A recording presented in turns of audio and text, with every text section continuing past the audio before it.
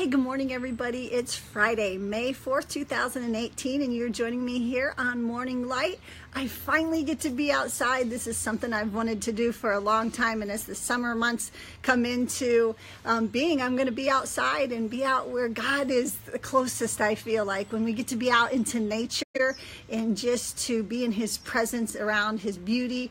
The birds are singing, the flowers are popping, and the rain last night washed all that pollen out of the air. I know some of you were suffering with it, so it is a beautiful morning. It's a little bit breezy, but it is beautiful out here. So I'm so glad you've joined me this morning, and we're just going to finish up our story with Joseph this week and just close out the week knowing that God is with us. And that's one of the main takeaways in Genesis 39:2 is that God goes with us. God was with Joseph in the midst of his struggle. He was with him in the pit. He was with him in the prison, and he was definitely with him in the palace. So I just want to encourage somebody today who maybe feels like, God, what have you done with my life? Where have you taken me? I don't really like this. I'm not sure what if this life is supposed to be.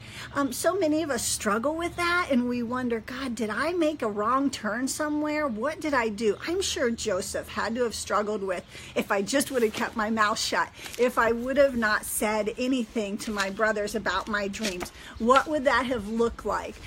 So I'm sure that God was with him, and we question those times of wondering, am I in the right space that I'm supposed to be in? Well, I just want to encourage you today with this. In Jeremiah 10:23, it says, I know, O Lord, that a man's life is not his own. It is not for man to determine his path or his steps or to direct those.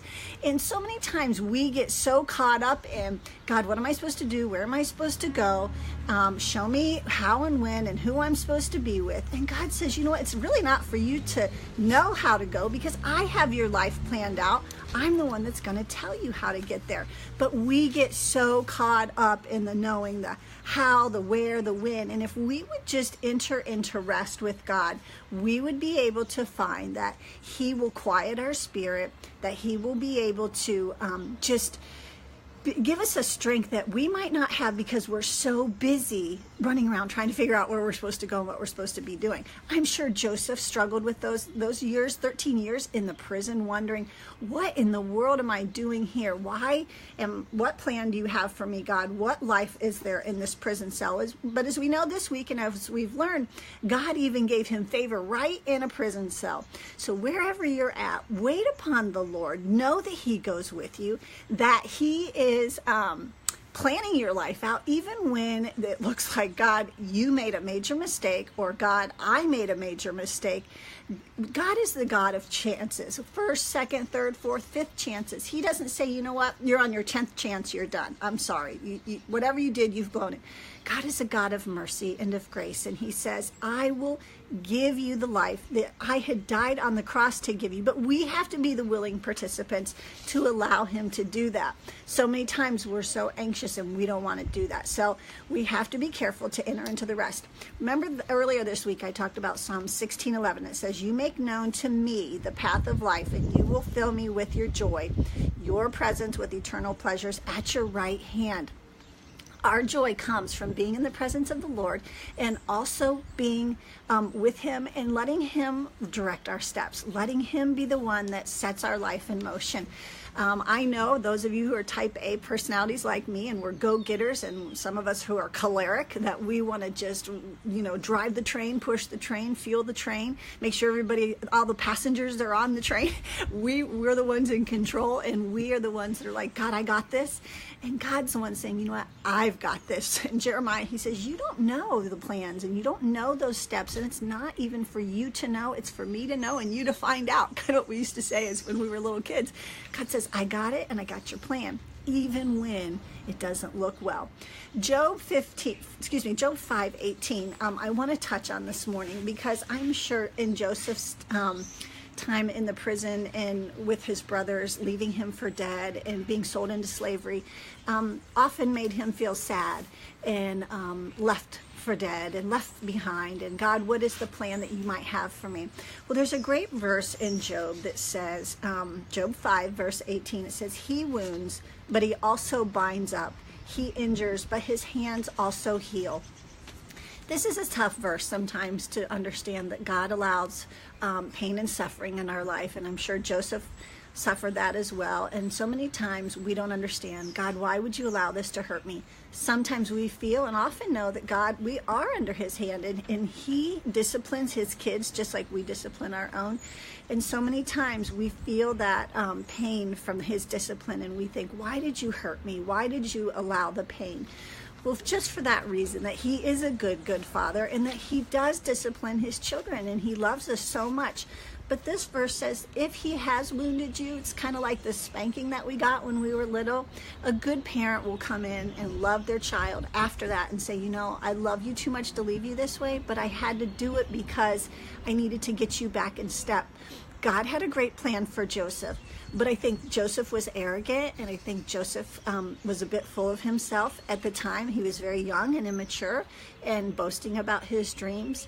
But God says, you know what, I have a really great plan for you, but I'm going to have to wound you, so to speak. I'm going to have to bring you into captivity to get you to where I need you to be. And so I want to just encourage somebody today who maybe feels like God has wounded them, God has hurt them, and somehow God has allowed something terrible to happen to you, and you're a bit angry.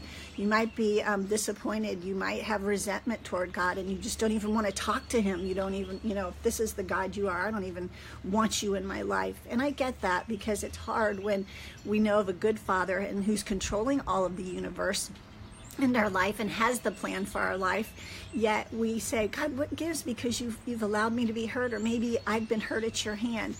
Job also understood that. Job was the most righteous man in all the land, it said, and God even offered Job up to Satan to say, have you considered my servant Job, because he is so faithful? And when you study his story, you have to realize that God trusted Job. God knew that Job would come through no matter what Satan gave him. So we have to be mindful that there's a greater picture in all of this, and it may just not be our immediate circumstance. It may not be what you think is the plan for your life. It may not look like it. Nothing in your life may look like it's working out for you right now. But God is a God of vision, and he's always creating, and he's always making things new, and you have to trust in that, but you have to enter into his rest. Jeremiah 6:16 says, ask God to fulfill his will for your life, and he will. So many times that we want to do our own gig, so to speak. We want to be in control of our own life, and we just don't ask God to help us until we're in trouble. Well, if we would just wake up every day saying, God, just fulfill your will in my life, then you will be able to enter into a rest, knowing that whatever God brings to you that day, that was his will. And if evil would happen to come against you, that God may have allowed it in his sovereignty, but he also will work it out for good. Like we know Romans 8:28 says that he will work all things to get good together for those who are called according to his purposes. And you've been called, friend. So I just want to encourage you today, this Friday, as you enter into the weekend. I hope you find a place to worship with your family. I hope you're getting into the Word, and just get out into nature and enjoy God and all his beauty, because there's a whole lot out here today to just worship him. Enter into his rest of just being his child, knowing that he has your life in the palm of his hands, and that he has a great plan for you no matter what, no matter if you're in the pit, whether if you're in the prison, or even if you're in the palace, because even successful times can be a very trying time. For some of you already know that. So be encouraged today. Go out and be the Jesus that someone may never see, and just love up on each other, and have a great Friday. Enjoy your weekend, and I'll see you back here bright and early on Monday morning. Bye-bye.